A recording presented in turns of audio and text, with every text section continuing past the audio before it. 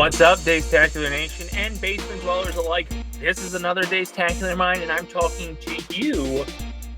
For the YouTubes, I'm on camera. For the podcast, it's the same audio. But I figured I'd try something different. This way we can, have a heart-to-heart talk. You can see the movements I make with my hands because I'm very animated. For the YouTubes, and something we're trying to do with BPP Pods is post video with our podcast, since most podcasts do that now. Today's topic is one that I wanted to do back in 2022 when I first started this show, but was still employed there. We're going to do that infamous talk of my career path that had me at the same company for 19 and a half years. 19 and a half years. And we're gonna break it down. So specifically, I want to talk about the last 6 years of my career there because it was different. So on today's Dacetacular Mind, we're going to be talking about my Auto Plus career. And I feel like I can say that just because Auto Plus is not an entity anymore. It closed its doors, I think, officially in 2023. I was gone for about a year after that point, so I don't know the specifics after I had left in November of 2022. But 19 and a half years of my 35-year life is a long time. And considering that, 19 and a half, so I almost hit 20. So I started there in June 2003 as a part-timer, and the company at the time was called Parts Distributors. And I worked for my father. I was a stocker, and I picked order picker, very basic warehouse level summer job type thing. Different times, I watched this company go from a mom and pop operation owned by a gentleman named Rick Levy.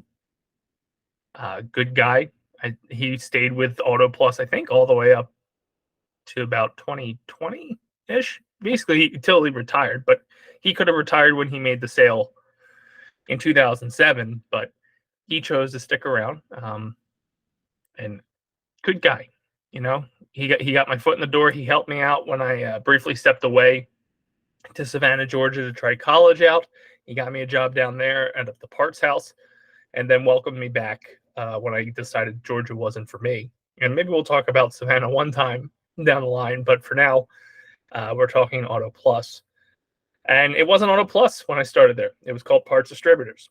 Parts Distributors, from the time I was there, was 2003 to 2007. In 2007, a company called Uniselect acquired Parts Distributors after acquiring a company called Maudie and Autocraft and several other pieces in the United States. So Uniselect was a Canadian brand company, still a company today, still on the Toronto Exchange. I believe they also own Finish Master in the States. And I worked for Uniselect from 2007 to 2016. And by 2009 with Uniselect, I had risen through the ranks pretty quick.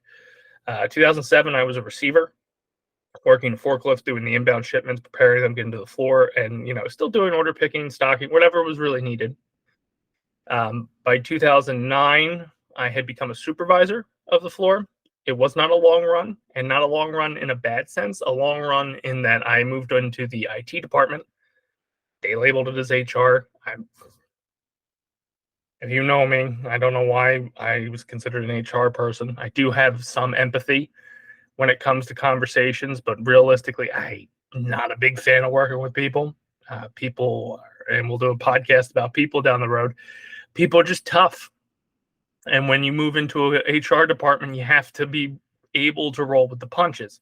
Luckily, I was young, dumb, naive, and did pretty well. So I worked on the SAP project, which would be the trajectory of my career, even felt to this day where I'm at now.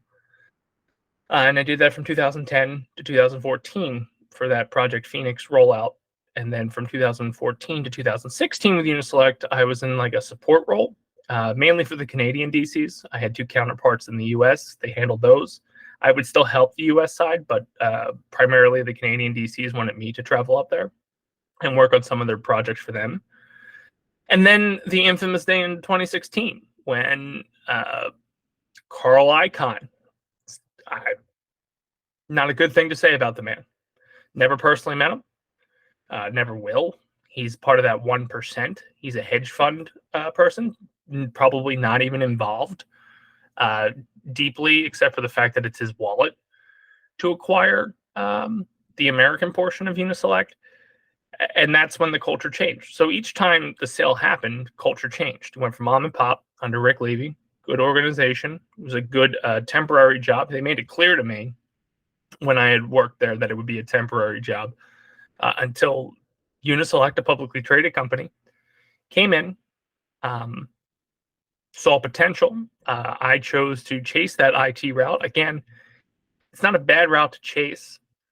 I didn't acquire too much college debt. So at that point, when I jumped out of college, went after this, it seemed like the right thing. Computers are the future. I mean, we're at AI now. AI wasn't really a big thing back then. Podcasting wasn't as big as it is today. If I would have jumped on that a lot sooner when I tried 10 years ago. So I thought, hey, that's the route to take. And then I kind of climbed through the ranks there. But 2016, yeah, it was no longer a mom and pop shop when Uniselect bought it, but it was also a Canadian HR on a publicly traded company. So they had like a kind of conflict. Canadians being as nice as they are, and publicly traded companies just wanting their bottom dollar. And ultimately, you got to assume that's why they went to the sale. And then a hedge fund comes in. Now, when a hedge fund comes in, it is strictly the dollar value.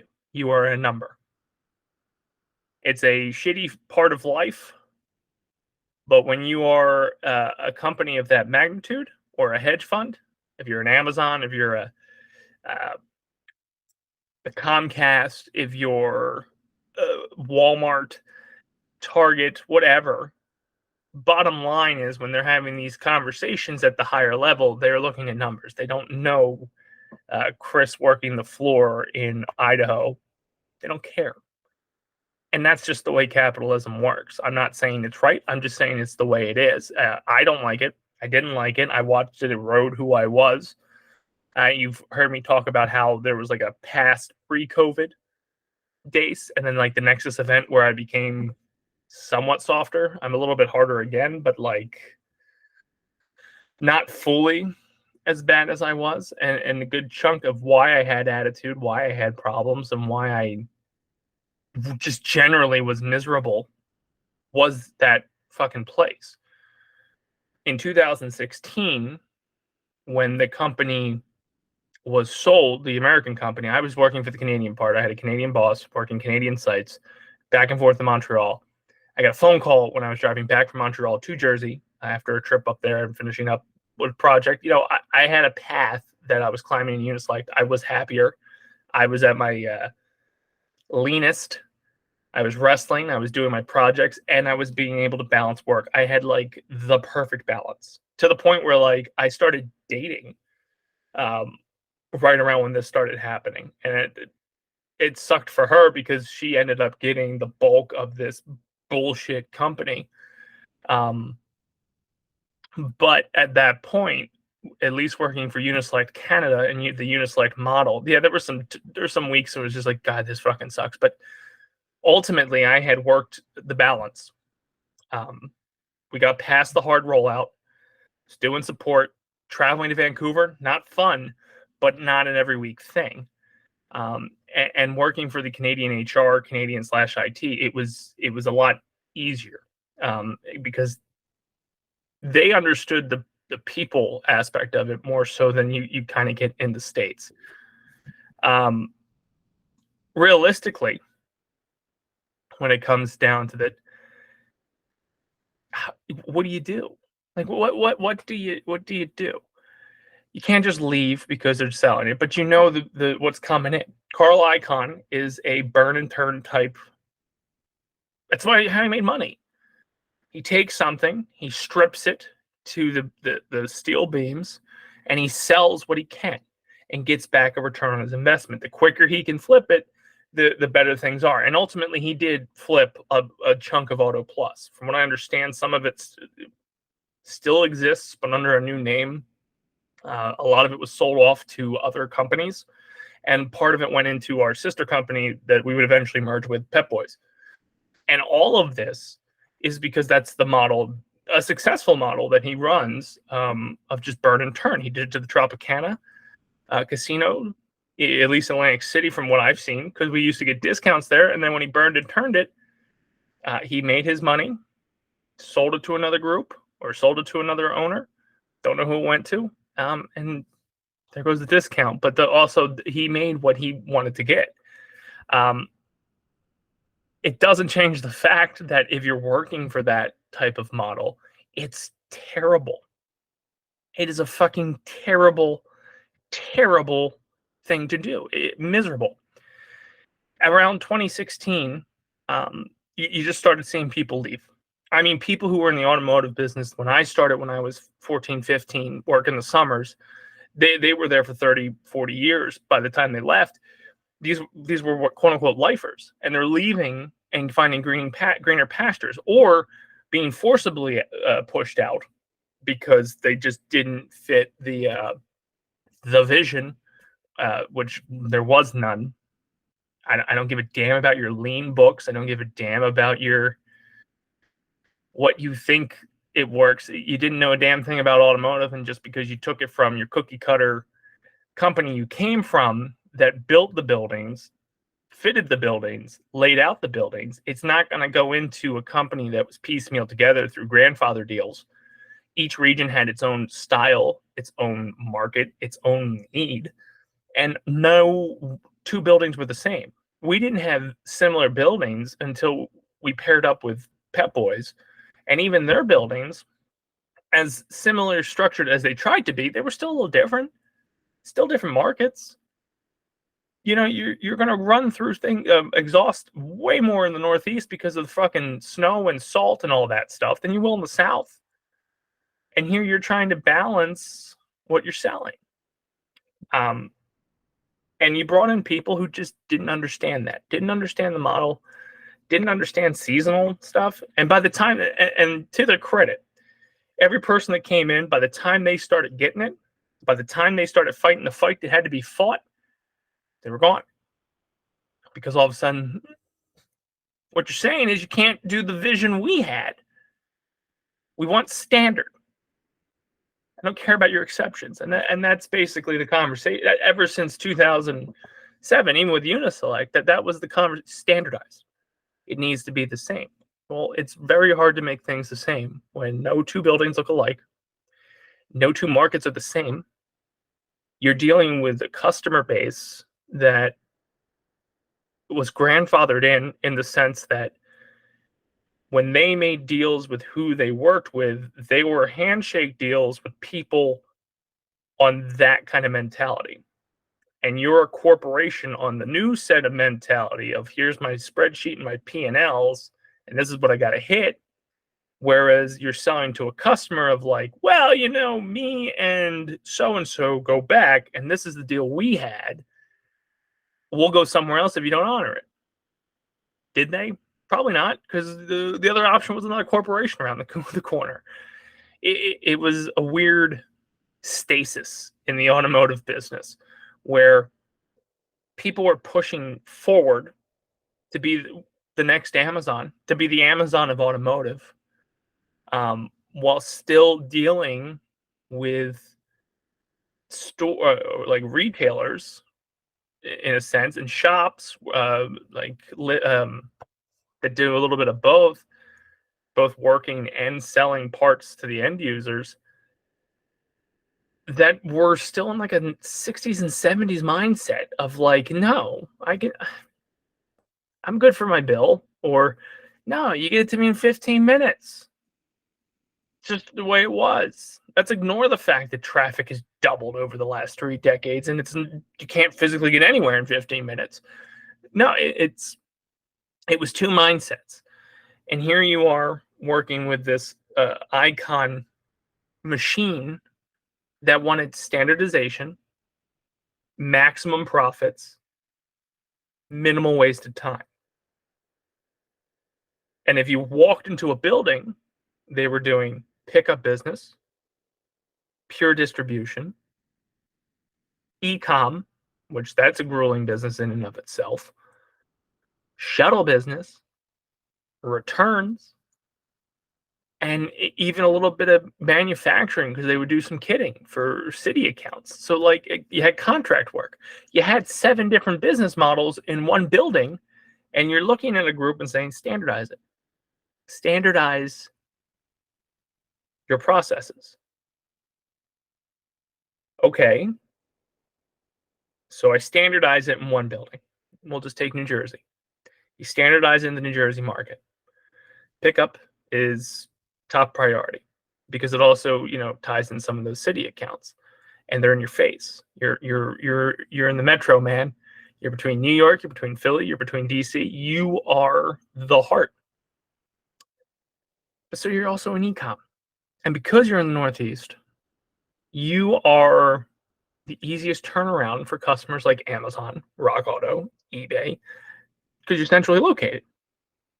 You're a large warehouse with all these popular parts, wiper blades, filters, all that, brakes and rotors, all those things that people do at home and can order online, and we can have it there next day. That's phenomenal for business. Different kind of animal. Yeah, it doesn't need to be picked right away, but you're also now at the whim of UPS, FedEx, DHL, all those third-party shippers, while having a pickup counter, while having your own store pickup counter. So you had 2 types of pickup models. Then, on top of it, we're going to run shuttles out to like middle PA, down to DC, lower New York. They've got time restraints, but we'll throw you one more. If you order this part before 2 or 3 o'clock in the New Jersey market that we service with our local trucks, we'll have it to you next day. We'll also pull your stock order if you get it in by 5. Standardize that. Now move that same model that is high traffic, high business, high everything, go put it in Iowa. It's working phenomenal in Iowa. Why? Who the fuck's going to pick up in Iowa? Nearest customer's 2 hours away. But what we're going to do, because we're a hedge fund, the numbers and the metrics that Iowa's doing, why can't you hit those in New Jersey? No? Let's put it into Tampa. Not Tampa, let's put it in Dallas. All different markets, all different measuring sticks. Yeah, they should have similar KPIs and all that stuff, but at the end of the day, if you just keep dropping a hammer that says, be like this one, when this one's in the middle of Iowa, and they are stock order driven, e-com driven, not pickup counter, not shuttle, not city accounts, it's going to fail. Especially when the person smashing that hammer and telling you to do it doesn't get it. They see it as pure distribution. Auto Plus never is, never would have been pure distribution. You put stores within your warehouses. You put pickup counters within your warehouses. You ran shuttle business and e-com out of your warehouses. It's a hybrid. You have to understand the hybrid for the hybrid to work. Now that I've given you kind of the business model and the frustration, imagine being a guy that knew that, a guy that grew up in that, a guy that literally built the building in New Jersey. One of the guys. One of the last guys. My dad being the last guy that built that building, literally shutting it down himself and watching it being gutted after we had spent 2005, 2006 putting it together. And having to answer to people that just didn't get it. And then hiring people, because again, like I said, there was a lot of turnover. There's people you knew who were in this business, knew their stuff, knew the automotive heart, and especially in their regions, either retired, pushed out, found something better. And when they leave, you fill them in with people who are qualified for the job. On paper, you are. But also on paper, we're advertising the job as a standard thing. And it's not. It's a trial by fire.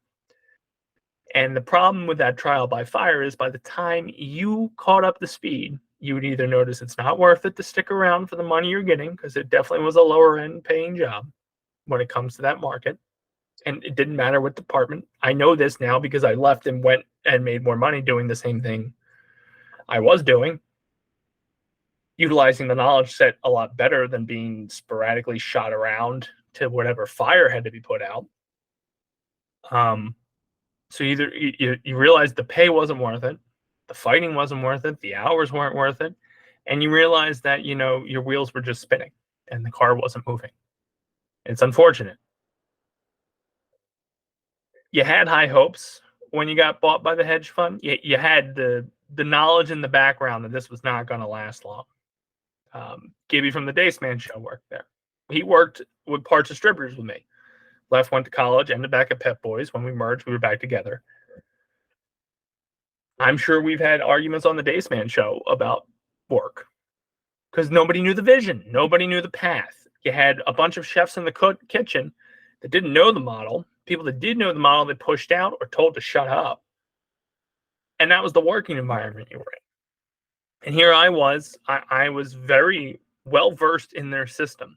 I mean, super well versed. I studied under the best consultants that came through, who I now work with, and should have made that jump sooner. I studied under a great mentor by the name of Pete. He taught me everything I knew. He would talk me off the ledge. He's the reason I stayed around, because I know I quit in his office several times. It's just, you get beaten down. You do. And it's hard to keep. The problem I had always had, and I wasn't the pillar of, or the beacon of this kind of philosophy, because I know the light started dimming towards the end. And the fire and the motivation and the drive was not there because, quite frankly, you're just getting nailed by a baseball bat as soon as you hook the corner. But it always bothered me that people in the warehouse got screwed. And with the system that I was very fluent in, if you didn't maintain the checks and balances as a system should, as the system was designed, it makes life harder. And the system is not meant to be put in place to make it difficult for people to use. The system is there to ease your user experience, because the user experience being easier means anyone can do it. That means somebody can come in and learn it quickly, get rolling with it quickly, produce quickly, and then ultimately give you better return on your investments. And we just made it difficult. And then you had certain levels of management and expectation to happen that, I'm trying to, because you don't have a power position to say, do it. You had more of a position that said you should do it. Nothing's going to happen if you don't. And nothing did happen if you didn't. And it made their lives difficult. Unsynced inventories. It's rough. If you don't keep up, and I don't care what system it is, because you saw it with the system previous, you saw the system there that with SAP, and you'll see it with the system they were eventually converting to when I called it quits and bailed. If you don't take care of what you're supposed to take care of, you get the result of whatever you put in. So if you put in garbage, you get out garbage. And you're sitting there as the garbage man saying, hey, separate your recyclables. And you don't have a choice. You say it till you blue in your face, send the reports out blue in the face. You show them reports that are constantly red. And then basically you get a feedback of like, hey, how do we make these reports not red without actually doing the work? How can you massage the numbers to make it like green or yellow at least? Do the fucking work. Give them the bodies. Give them the training. Give them what they need. Instead, you've got these people who knew how to do their jobs, learned this complicated system for what they were doing and how it was designed. It got better over the years through enhancements and, massaging, and people who understood how both worked hand in hand. It was part of my job. Part of a lot of other people's job was to make that better. What we got when we rolled it out wasn't what we ended with, but what we ended with was sure a lot better than what we rolled out. You didn't give them the tools to succeed. You gave them a brand new car without the keys and said, drive across country. Car's not going to move without keys. dude, dudettes. So then you start losing the good ones. You start losing the people that knew it. You start the people that started understanding the checks and balances that made their lives easier, and the work they were putting in wasn't being rewarded or wasn't being uh, fit in the mold of what somebody else already had in mind because they wanted to move people and they knew to help them out or whatever the fucking case might be. And boom, here you are. You're now stuck with a system. Brand new people don't know what the damn thing about it. Know the system, but don't know your system. Don't know your business. Because at least when it came to this business, there were a lot of like non-system things that heavily influenced the system. Returns, the beast that was returns in that business, because there's hazmat materials you use. You're dealing with car batteries, you're dealing with oils, you're dealing with aerosols, you're dealing with customers that pay their bills by the new returns they do back to you. Like that's how they kept them. We're just rotating the inventory for them to keep them in business and keep us in business. Like that was the model, that was the relationship they had originally built. And you're putting people in place of these things to run them, to oversee it, and they don't know it. And you're not telling them. So it's not even like it's their fault. It's like, yeah, you're a highly qualified warehouse manager, warehouse supervisor, general manager, district manager, vice president. You are qualified to the T. You have the degrees. You've been places. You've seen things. You know shit. Jump in that fire. I'm not going to give you water, but tell me how to put it out. You can't do that. And that's what it constantly was. Like, I'm not saying it was perfect before the Icahn acquisition of the states, but it got progressively worse. And you were there were people that would come through, and you're like, yeah, fucking idiot. Didn't care. Didn't try. Didn't get it. Didn't want to get it. Just knew that, hey, I got this fancy title. Let me flex. And then when they realized that like people are noticing their flexing was just all, glamour muscles, they were bounced or they got out. There wasn't many of them. There's a few of them. Trust me, I'll never work with any of them again. But there were a lot of good ones too. There's a lot of good people who were there from the beginning, who shared the same amount of time I did there. There was people who were there before me and were there until the door shut. Didn't deserve the shit they ate every goddamn day. There were people who were tired, really good at their job, or left for a different job. And every single time someone told me they were leaving, it's, I fucking hate you, but I'm so happy you're getting out. Because there was a lot of potential. There's a lot of good workers, man. It's hard. It's hard to sit there and watch them eat shit day after day after day. And when you watch them kind of go, all right, it's time to move on, you're losing like a family member in a way, because they knew it, they got it, they were there in the trenches with you, and they moved on to something better. There's not one person that left or was forced out that didn't go to something better, isn't happier, isn't living a better life. And it's just such a weird, that's how the model was, man. That is how it cultivated into. And people tried to stop it. People tried like hell. But pizza parties don't cut it. Changing your PTO policies doesn't cut it. Cutting benefits, deleting the 401k, blaming it on a pandemic, but never reinstating it after the pandemic and business record highs. It was just a shit culture. A shit culture to people who had built a culture that knew everybody, knew how good workers were, didn't have turnover, turned into one of the jobs that had the most turnover. It was sad to see. And I dealt with that every day. And I tried to draw the thin line of like, hey, the warehouse people, they're doing the best they can. Don't get aggravated with them. Most of them are just marching to the beat of a higher drummer. And even some of those higher drummers you couldn't get mad at because they were marching to the beat of somebody higher. It was the ones that didn't show empathy or and understanding of what they were asking of people. Or kept giving you false promises like, oh, I'll catch you on the back end. I'll catch you on the back end. We'll have a gentleman's agreement, things like that. It just never came to fruition because that's the type of people they were. They were just trying to hit their numbers, cared about their bonus, didn't care about the hours put in a warehouse, backlog, the dangerous work conditions that would happen. All public record. So like, it's not anything I'm saying can't be found. And it sucked.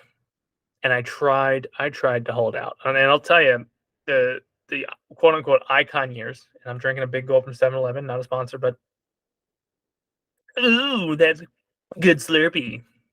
I tried. And I think for putting in 6 more years after it, I wouldn't say I didn't give it a hell of a try. I had a foot out the door in 2019. I'm glad I brought that foot back in because didn't know 5 months later that a pandemic was going to hit. I wouldn't have lasted at the new job. Would have been low man on the totem pole. It was a project that was getting ready to kick off, and I would have been probably back at Auto Plus if they would have taken me back, because they did not seem happy that I was trying to leave. Because I was going to go work on an implementation for a 3PL, and they had matched my salary. They were closer, and they wanted my abilities, and I felt that like, hey, this was going to be a good fit. And then I got some money thrown at me, and I stayed. Again, in the moment, in the 6 months, even in the pandemic, it didn't feel like I made the right decision. But in hindsight, if you look at like when I was trying to leave, which was like September of 2019, and what was coming around the corner, there's no way I still would have been with that company. I don't think that project even took off just for the sole fact of the pandemic. But then, once the pandemic cleared, I actually started getting behind the boss that I had at the time. I believed in him. I thought he tried like hell. I respected him. He had a level head. He understood it. We butted heads maybe once or twice, but never felt that like he didn't understand me, and that I didn't understand him. I do think he honestly cared. I think that's what ultimately led to him being the guy that got thrown in front of the firing squad at the end of it. Didn't deserve it. Wasn't his fault. Fucking pandemic. Terrible business model you're asking him to execute. And, a system that just wasn't helping out because you're trying to, the business model of the system and the customer base just was not aligning. And he took the bullets for it and was gone. His predecessor, or his successor, sorry, not the predecessor. Well, his predecessor was a fucking dick. And if you know who he is, you understand. But his successor wasn't much better. His successor and I had butted heads before he became a successor. He's brash, fired from the hip, didn't have understanding, didn't care about the understanding, just cared about the results. And I had to work with him for a year. He had to do one of my reviews. Was not a good review. I've had 2 bad reviews. No, I only had the 1 bad review. That was the only time I ever got a bad review.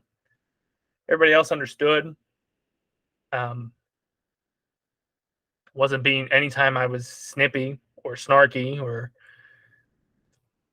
forceful, it wasn't malicious. It was, we need to fix this so we get it done and out the right way. He just didn't like me. Because, well, I wasn't shy. I didn't like him. He would say wrong things on calls or wrong things to certain people, and I would just step in like, nope, you're wrong.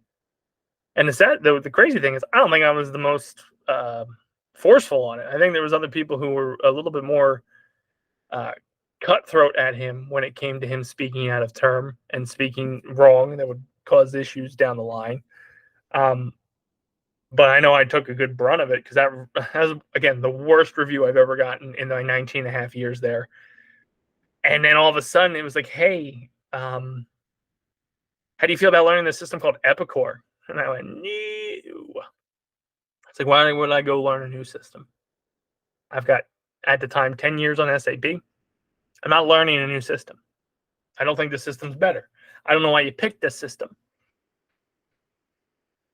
And yet you still had to keep an aspect of SAP just because of the financials end. So like that was, to me, was the biggest problem from the get-go, is like you should have had SAP through and through. I get that SAP can work with everything, but if you had a full understanding, didn't have to outsource to 9 different IT groups, you probably would have saved a couple pennies eating that in the beginning, especially since it was like the beginning, like wasn't the same company by the end. But that was the writing on the wall. I'm not going to take 10 years of experience and throw it out the window for, in my opinion, a lesser system and a lesser role, because from what I understand, it wasn't even like I was going to be doing the same thing. I was just going to help roll it out and train it. And I was like, I gotta get out. Can't do it anymore. I don't like this guy, for starters. And I gotta get out. And like I'm gonna waste my knowledge. I was already feeling like I was wasting knowledge on the fact that I was working with a lot of other things. I was doing reports. I wasn't doing the configuration and the troubleshooting that I would do normally. And I was spending a lot of time on Excel and reports and SQL, writing SQL for another system for reporting. And ultimately, my mentor, he was retiring. That position opened up. Can't see it on the audio podcast, but use quotations. That position was opening up, and there was a long-standing thing that I wanted to move to the IT department officially. I wanted to be a BA. I wanted to be the guy that deciphered the code, that broke it down, and would fix it, troubleshoot it, learn how to configure it, and just unlock so much potential. Stuff I'm doing now. Like, should have jumped 6 years ago. Stuff I'm doing now, I wanted to do there. I wanted to fix it. I knew I could fix it. I knew if I was able to just get like a little bit of push in the right direction, a little bit more training, I would unlock. And I was, because my mentor was on the way out. He was unloading his knowledge onto me. I was taking over some of his responsibilities. The official retirement came. My official request came, and the position was gone. And at that point, after waiting, we started the project in 2010. I followed my mentor. I learned from him from 2010 to 2022, so 12 years, in and outs, shadowed him, both understanding. I like to think that he thought that I was going to eventually take over or even be a junior at that point, like maybe not, and still work with him and get out of this stupid ass role that I was in. And ultimately, the IT, like, no, but still need you to do the stuff. You're not going to transition to the IT department. You're still going to report to supply chain under your stupid ass fucking title name that made no sense. But you're still going to do all my IT work because you're the only guy that knows it. And I said, deuces. Was about 6 weeks after he retired. Actually 3 weeks after he retired. No. He retired mid-September. End of October, he retired mid-September. First week of October, I put in my notice. And I gave him well notice. Like, I'm talking, when I was talking to the new job, I said, hey, I've got a vacation from November 4th to the 13th. I'm taking the family to Disney for the first time. I'll finish up there on the 3rd, start with you on the 14th. I told Auto Plus this the first week of October. He didn't even get the words out of his mouth of, is there anything I can do? Nope, I'm not saying. The thing you could have done, the thing that should have been done, was not given to me. So all that knowledge left with me. So they spent a good portion of 2022 training me to be his replacement, showing me the ins and outs, building me to step into that role, just to not give me that role, but still expected me to do what he did and have those conversations and guide the consultants and guide the other people within that department of what to do, but not move me. And I get they're getting out of the SAP game. I don't know if they officially have yet or they officially haven't. They were getting out of it. Why would you bring on another SAP person? Because, as far as I know, it's 2024 and you've still at least been on it for 2 more years. That's 2 years you could have had me. There were still warehouses on it up until July of 2023. That would have at least been another year you could have got out of me. You would have needed help with the transition of cutover from that system to another system. You dicked me over. I chose to dick you over. And that's saying something because from the Icahn perspective, they gave me 6 years. I gave them 19 and a half. And at that point, more than half my life. Still more than half my life was at that company. 19 and a half years. That's 30. The halfway point is 39. That's the halfway point of 39. I'm 35. You had the majority of my life at this company. And the 6 years that it was ran by this stupid hedge fund, in which they ran it into the ground, did some questionable things. Point blank, you ruined you made my life so miserable. Those 6 years, I had 2 relationships. One burned out worse than the Hindenburg. The other one kind of help me see the light to get the hell out, especially since I had my son with her.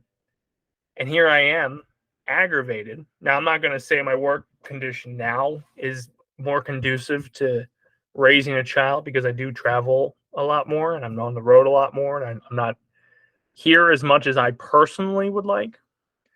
But financially, I can help them a lot better. And stress wise, I can help them a lot better. When I walked through that door, or even if I wasn't walking through that door, if I was working remote, I was throwing headphones, I was yelling on calls, I was pissed off. If I went into the building, 14 to 15-hour days, and I ballooned up to 400 pounds. I told you when Icahn bought it, I was the leanest I had been. I was 235, in decent shape, was wrestling, started dating, was running a mile. A mile? Yeah, we're running a mile. I was running for an hour. I forget what it was. I think maybe it was 4 miles an hour. I don't know what it was. But I was active. I was healthy. I was playing softball. I was wrestling. I was doing all our projects. I think that was the best time for us when it came to what wasn't BPP yet, but doing all like the Daceman show stuff. I was doing so well before that purchase, and then that purchase happened, and my life got turned upside down. So I'd like to take a minute and just sit right there. I'll tell you how I became the miserable guy from Auto Plus. I spent months in Upper Marlboro following that. Months. Then I was bossed around by an asshole who didn't know his fucking head. You know, I don't know the fucking phrase, but he was a fucking moron. And then I got a new boss that made it a little bit lighter, but the workload didn't get lighter. The stress level wasn't lighter. The direction wasn't clearer. And it just the toxicity, terrible fucking working conditions. Even at a corporate level where you're thinking, oh, you got to work from home. Oh, you worked on computers. Oh, no. That's probably being that middleman fucking sucks. Because you feel bad for the warehouse and yet you have to deal with the corporate assholes. It didn't get better. I ballooned up. I went from 235, like literally months before that. I think I weighed in right before one of my final matches. I left there at 400. I started at my new job when and I've talked about this in the weight loss journey episode. I was 410, January 2023. That was 4 months, or no, that wasn't. It was 2 months after leaving that place. So that's not to say how much I actually weighed when I left. I could have been higher. Like I was automatically happier after leaving the place, and maybe I lost weight to get down to 410. Who knows? But I was not healthy physically or mentally. This place was the key component of that because it made me so miserable working there that ultimately that would translate into my personal life. And then I'm a dickhead to my friends. I'm an asshole to my girlfriends, and then mean to the kids, and just exhausted to the point where I just don't want to be around anyone.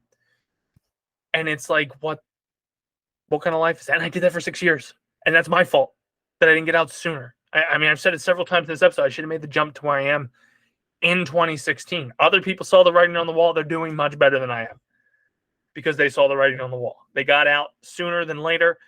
I was on the Titanic. I got a life raft.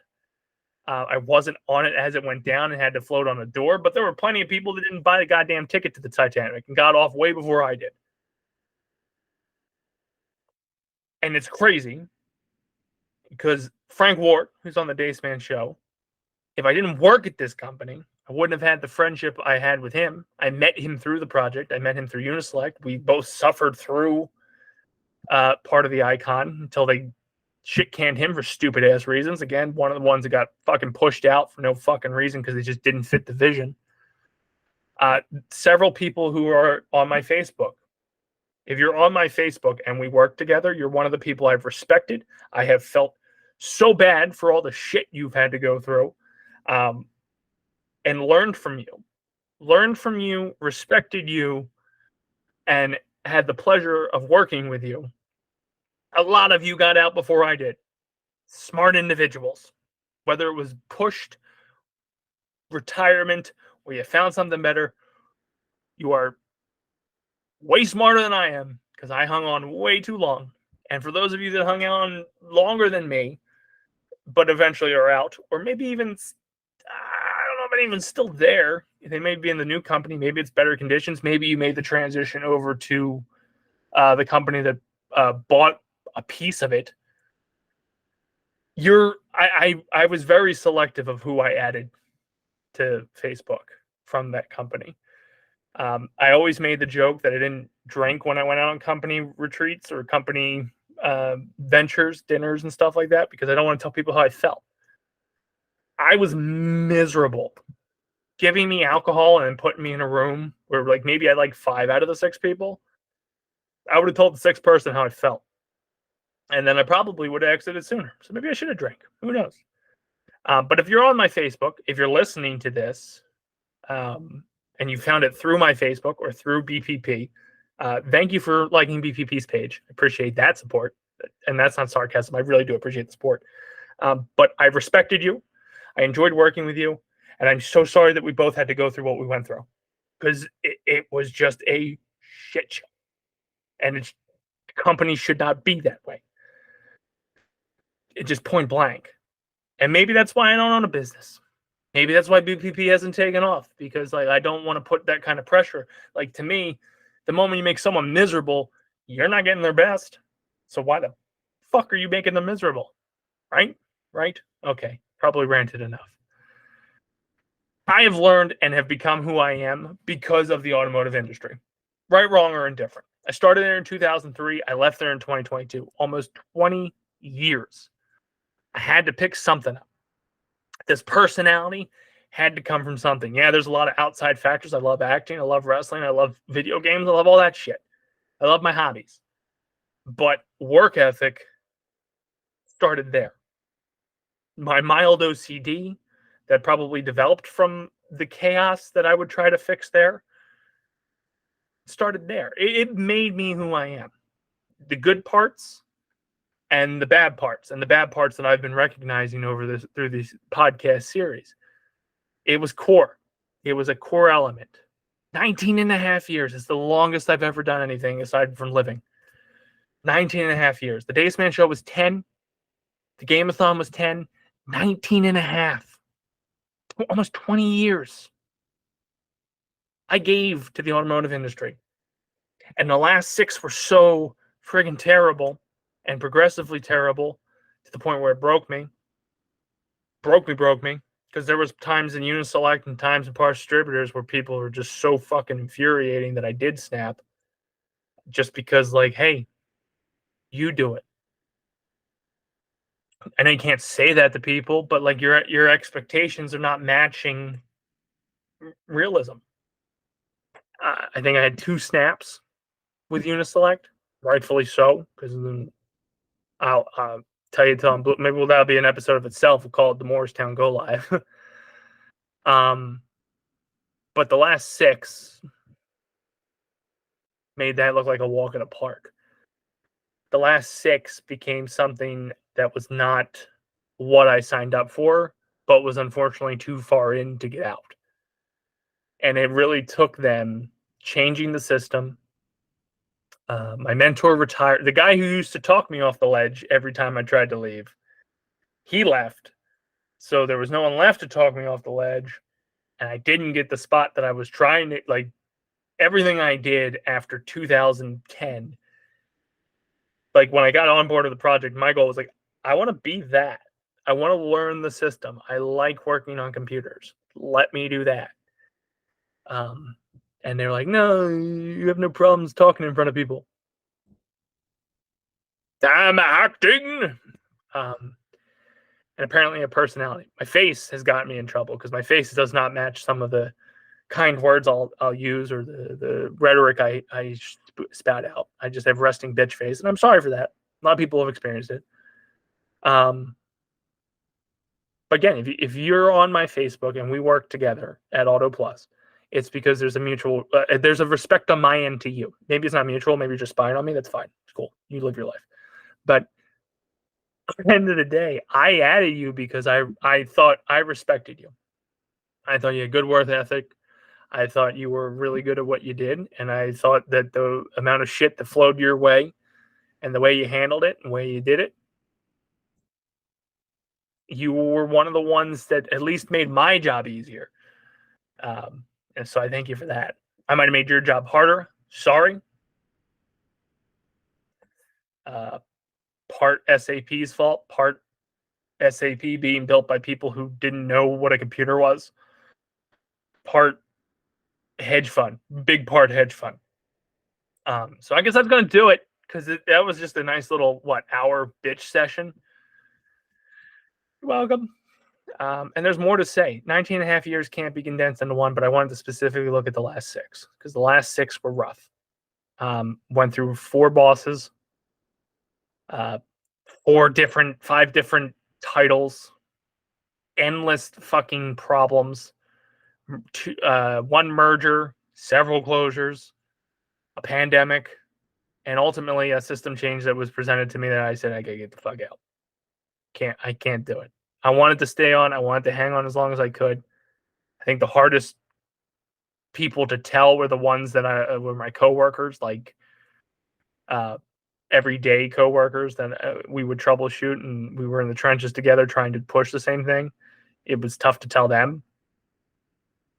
They understood. I got the same fuck you, but I'm glad you're getting out. It was rough. You just watched so many people leave that shouldn't have left. And a company that shouldn't have failed, that had endless potential if done right, if you would just pick the friggin' business model and stuck to it.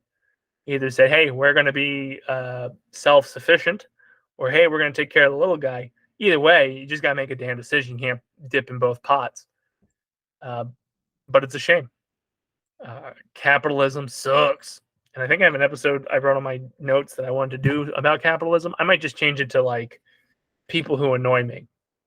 Whatever. That's going to do it for us this week on A Dacetacular Mind. I hope you like the new YouTube feature where I gave you me and my picture. I know a lot of times I'm looking off screen because the monitor's down here, but the camera's right here, and I'm just not giving you my full undivided attention. I move a lot. Sorry about that. Light's probably flickering. Hopefully didn't give you a seizure. But we'll be back. We'll talk more. This is episode 5, I think. This is episode 5 of season 3. I'm trying to give you 10 before I end the season. Check out facebook.com/Basement Protocol Productions to get every update we're doing. Right now, a Dacetacular Mind is dropping every Monday, and we're going to be trying to push out Jersey Fanatic podcast episodes every Thursday now that baseball is full swing. We wanted to do more with it, but the off season wasn't as exciting as we thought it was going to be. And, Tyler had a baby. Woo! I have a little 2-year-old terrorist, and Eric's got older terrorists. So, just so many little terrorists running around with our podcast host. We're trying to push a show that will hopefully air at the end of June. We're still working it out. We're still massaging it. We're still planning it. We want to... The goal with a lot of these is to put a bunch in the stockpile reserve so we don't do inconsistent releases. If one thing the Daceman show was, it was consistent, maybe not good. So we're trying to do both with a new show we're hopefully debuting by the end of June. We teased the Game-a-thon. Basically, I saw a little scroll thing that I could work on and make a customization for it. And I had the logo already printed out because I thought I was going to keep going, then I stopped, and we'll talk about that in the Game-a-thon episode, which I think is next week. I don't have my notes in front of me. Firing from the hip. But yeah, that's going to do it for us here on A Dacetacular Mind. I am Chris Dace, a.k.a. the Dace Man. Remember, basement dwellers, stick to the protocol. See you next time. Thanks for